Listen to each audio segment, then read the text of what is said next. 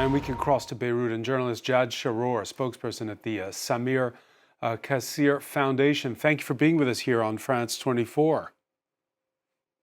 Thank you. Thank you for you. Jad, the last time we spoke with you, it was nearly 2 weeks. It was that Wednesday when Israel bombed Beirut, more than 300 killed on the day. A lot has happened since.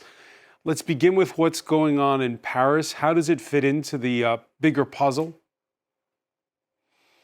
Well, I believe that today Prime Minister Nawaf Salam delivered his first message in front of the EU foreign ministers, and he's asking or lobbying for legitimacy, money, humanitarian aid, and conditional backing.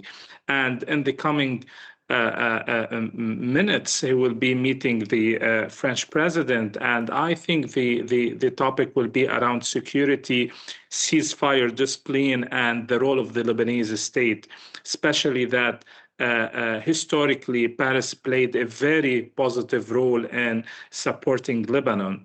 Although I know that the Israelis' latest statement is against the French president, but I think this is only a Lebanese issue to discuss or to take decision of between Lebanon and France, and the relationship between these two countries is historically very good. On the contrary, with our relation with Israel. And I think that we are trying to say that today the relation with the Elysee is not like just to say this is a foreign sponsorship. We condemn the killing of the French soldier, and this is a security matter not only for the Lebanese but for the French people, because a French citizen soldier was killed on the in the southern area of Lebanon. So I feel today we are saying, or at least Prime Minister Nawaf Salam is saying, that there is no dual authority, there is no more tolerance for regional interference, but we are looking for a state monopoly over force. And we think that the Paris, or at least the French president, is aligned with this message. Yeah, so unnamed sources close to the French presidential palace, they point the finger of blame not at Israel for the killing of that French peacekeeper, but at pro-Hezbollah militants. It shows how volatile it is, and it's confusing for viewers because we're on the one hand talking about negotiations between two states, Israel and Lebanon, but we're here talking as well about a non-state actor, Hezbollah. How to make sense of it? So basically, I think this is the core of why the two countries today is, or the two states are starting this negotiation. And if we read the 10 points agreements, the first article in this agreement saying that the state, the Lebanese state and the Israeli state, there is no war between them. The problem is with the militia groups inside Lebanon, and we are trying through the French and other international visits to ensure that there's a ceasefire discipline, that we are looking also for the safety and back of the detainees and the reconstruction of the South, and for the return of the displaced people too. Jad Shahrour, you're from the South. What's the latest you're hearing from family and friends? Well, it's catastrophic. In 2024, a war, there was occupied 5 points in the south, five villages. Now we are talking about 55 villages that are occupied by the Israeli soldiers. And everyone in Beirut and North, even in South, are looking forward for this negotiations to see what are the results of this. People are looking forward to go back to their homes.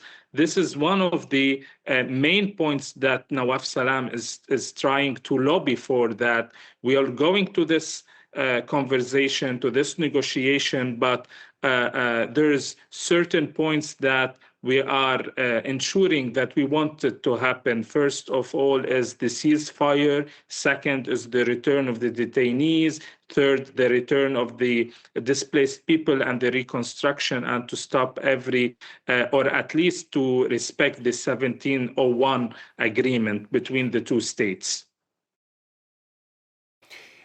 Jad Shahrour,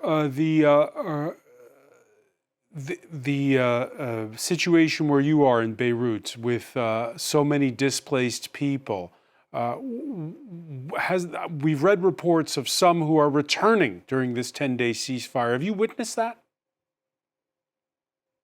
Well, it's a conditional returning. Some of the people who are living in tents in the streets.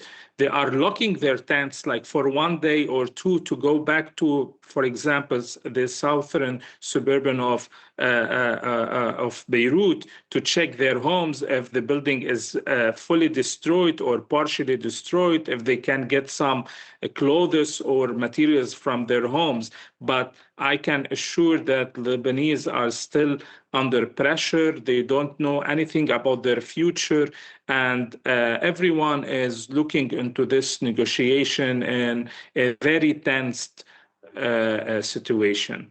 Looking at this negotiation, what? Do they see light at the end of the tunnel or not? It's the fears of dashed hopes. What's the mood? I mean, whether we like it or no, we don't have any options. The negotiation must go on. It will not be dynamic and fast, but I think it's good that it started. How it will end, we don't know. If we look into the Arab examples of negotiation with Israel, or the types of peace, so there's the economic one, there's the security one, for example, with Jordan or with Egypt. But then on the larger scale, you can look at the Emirati example as cultural agreement, economical agreement, security agreement. I don't think that this is the case of Lebanon, because historically our relation with Israel is full of blood. But at least what we are looking for is to not only a conditional ceasefire, but an agreement and a security agreement that the two states can assure that there's no more killing from both sides. The U.S. Vice President has yet to leave for that other negotiation. Hezbollah patron Iran due to be speaking directly with a U.S. delegation in Pakistan. Pakistan says its efforts are still ongoing to convince Tehran to show up. If the Iranians don't show up, if that second round of talks in Islamabad doesn't happen, does that mean that talks with Israel, between Israel and Lebanon, are dead in the water? Well, I feel it was a good one that the negotiation started between the U.S. and the Iranian and the Israelis.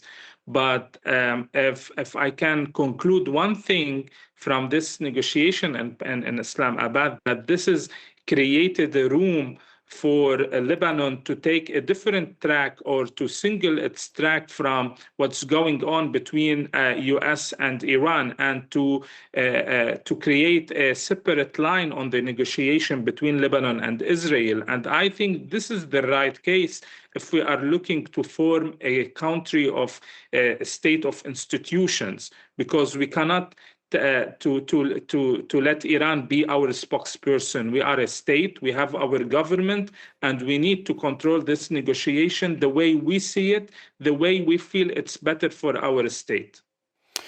Jad Shahrour, so many thanks for joining us from Beirut.